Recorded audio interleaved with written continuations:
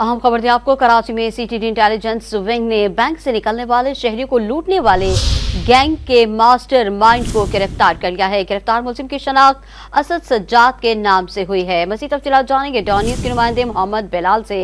बिलाल, तफसीलात से आगाह कीजिएगा।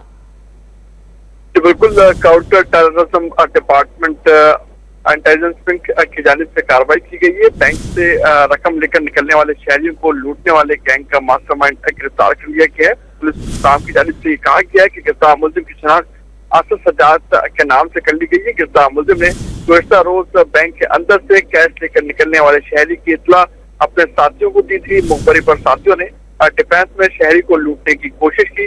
दौरान वारदात पुलिस भी मौके पर पहुंची और मुकाबले में एक मुलजिम मारा गया था।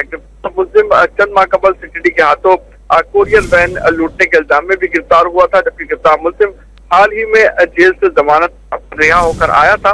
मुलजिम ने जमानत हासिल करने के बाद नया गैंग तश्कील दिया और वारदातें शुरू कर दी। मुलजिम के दीगर साथियों के हवाले से मजीद तफ्तीश की जा रही है। पुलिस हुकाम की जानिब से ये कहा गया है कि मुलजिम असद सज्जाद की गिरफ्तारी सीसीटीवी फुटेज की मदद से अमल में आई है और मुलजिम के खिलाफ मुकदमा भी दर्ज कर लिया गया और मजीद तफ्तीश का अमल जारी है।